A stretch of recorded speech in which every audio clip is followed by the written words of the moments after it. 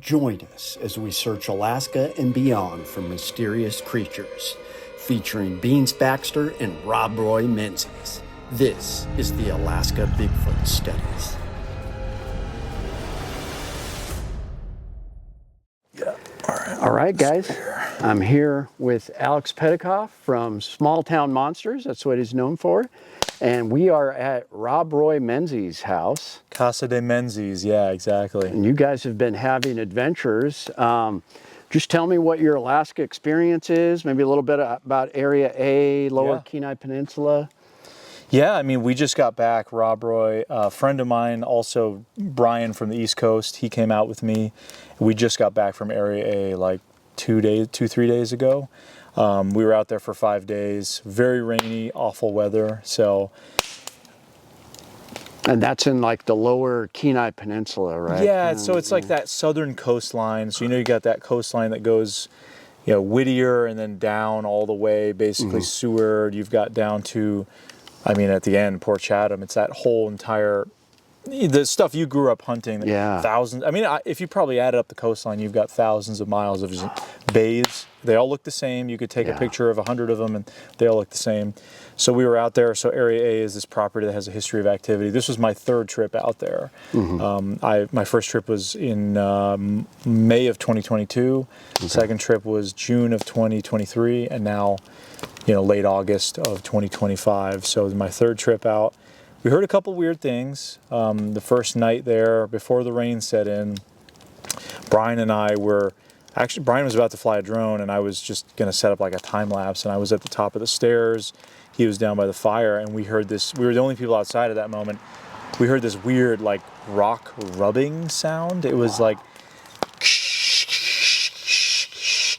it was the only way I could describe it. It went on for 10, 20 seconds. I mean, it was a good amount, to the point where I'm looking at Brian, and he's one of my best buddies, one of my main research partners out east. We do a lot of stuff together, so we kind of know each other's reactions.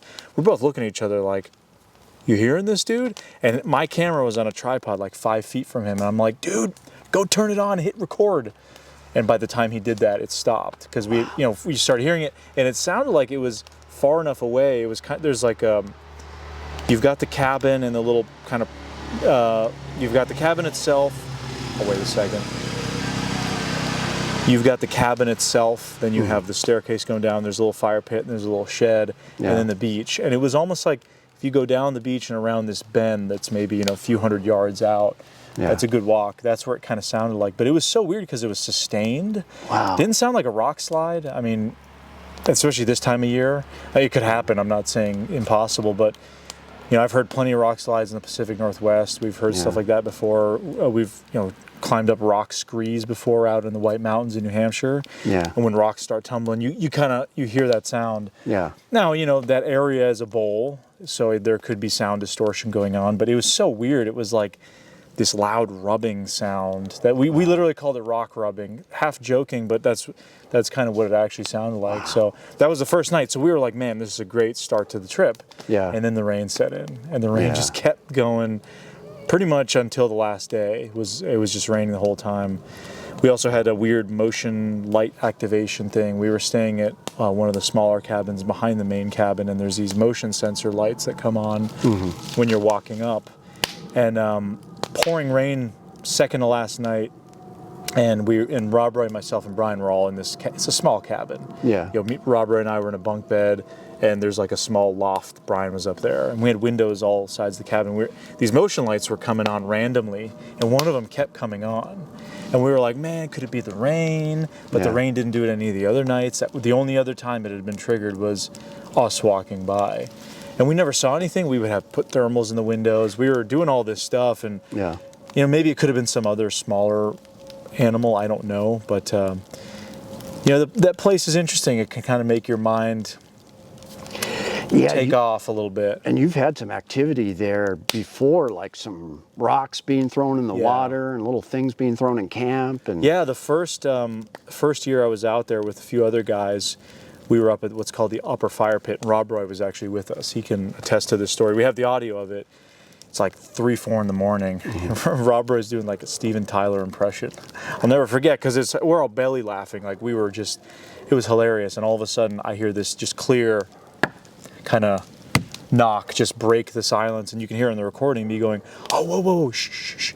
And we start being quiet, and we hear what sounds like rocks crashing through, or something. I can't say it's a rock. I mean, it sounded like a rock crashing through debris on its way to hitting the rock beach and then splashing in the water. So it wasn't just like a kerplunk in the water. It was,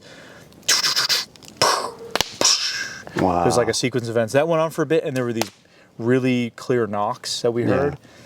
It was unusual. And then we had another night, that first trip, stuff stomping around. We were camped up on this ridge that nobody really camps up on. We literally cleared a campsite up on this ridge that's right up, kind of above this fire pit where a lot of stuff has happened at the property previously. And we're up on the ridge, and it's in and out of rain. It was like we'd hear this like stomping and knocks, and it sounds like they'd get closer, or these knocks would get closer, and then it would move away. And it went on for a while. You know, I was trying to get out with my thermal to be able to see it, but there was these kind of moss rises. We were in like a little bit of a depression. Very hard to see anything. And this went on all night, that one night. And the second night after that, we camped on that same ridge, and didn't hear anything except sea lions bellowing throughout the cove, and totally distinct, you know? Yeah. There's no conflating the two. The sea lions sounded, you'd hear one down in the water, and then you hear 7 of them replying around the bay. Wow. Whereas this stuff was like, sounded like it was getting closer. And then my second trip out there in 2023 for 2 weeks, we were out there for 2 whole weeks, heard basically nothing. It was completely quiet. It was raining most of the time, but we never had anything really unusual. Maybe some possible, like, people saying, well, I thought I heard a knock, but nothing as definitive as that first year. And we also found that weird handprint on the backside of the cabin the first year. Still, the samples, Beans collected that. It's still being tested for, I guess, Legend Meets Science 2 by Doug Hychek of Monster Quest fame. So, yeah, we don't know the results of that, but it's pretty clean cut. It's either human or it's not, because it's not like it was a moose or a bear. Right. It's you know, it was a hand. So I mean, it could absolutely be human. I'm not saying it isn't, but yeah, that was cool. So yeah, 3 trips out to Area A, and really only the first one was super. There was a lot of weird stuff that happened.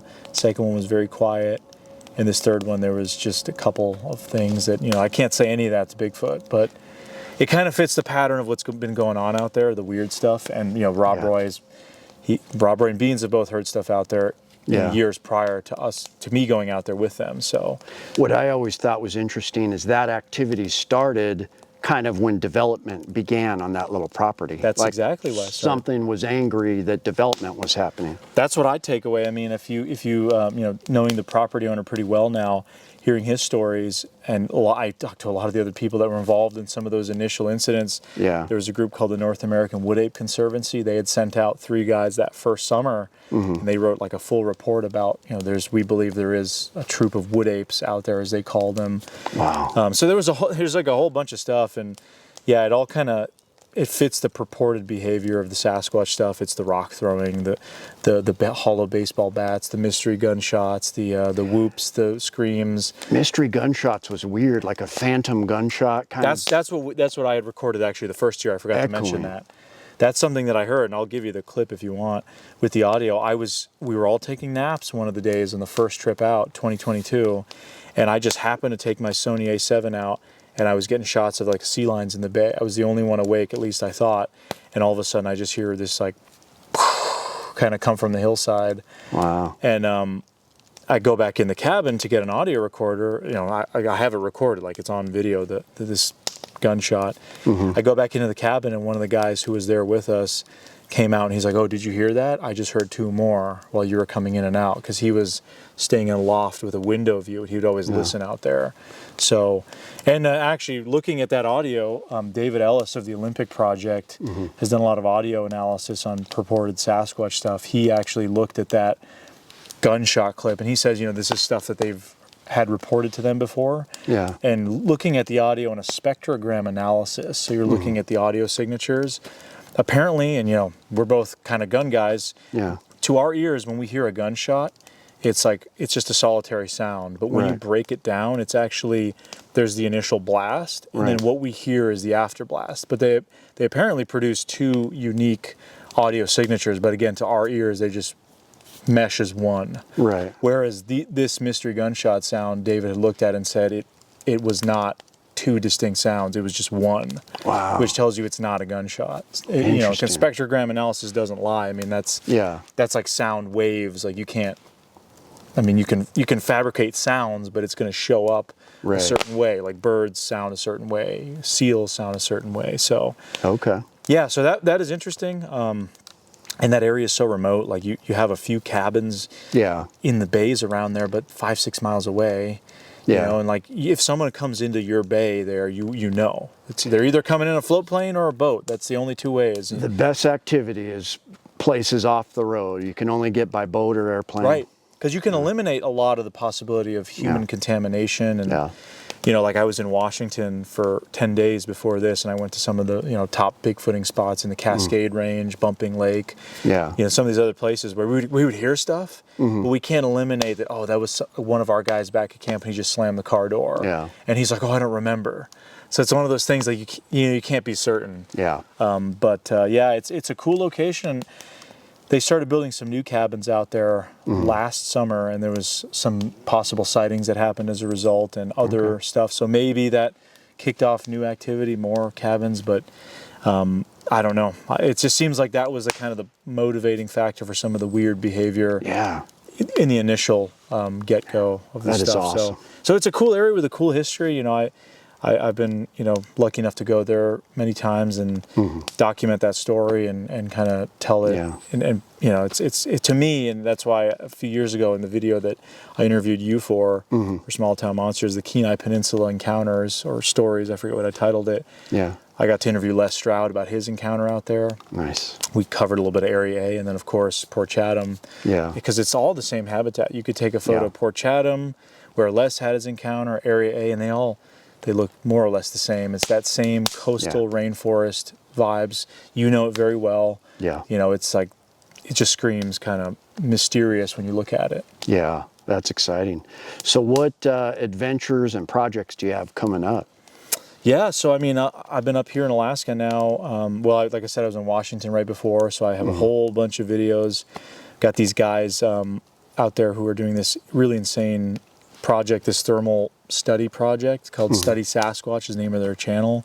And they are, you know, very seriously looking at these high-tech thermal camera traps that have almost no EMF detection. They give off nothing and they hide them in the woods, and they've got incredible footage of wildlife. So if someone's going to get one of these things on camera, it's going to be them. It's not like a trail camera.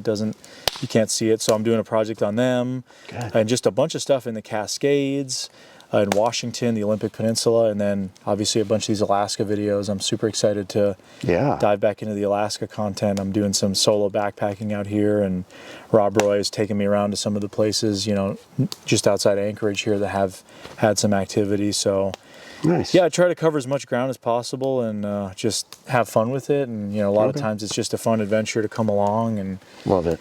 You know, that's kind of the way I do it with some of my stuff at STM. So where can people find your videos? Yeah, so Small Town Monsters, just search it online. You can find our website or YouTube, but my website, petakovmedia.com. That's P-E-T-A-K-O-V media.com. Or not media, P-E-T-A-K-O-V media.com. And that's got links to all the stuff I've mentioned, so you can go to like the film and video section. It's got links to all the Alaska stuff, everything. I got it all mapped out, so that's just an easy place to find some of the stuff specifically that we've been talking about. So yeah, that's probably the best way to find out about me and some of my work.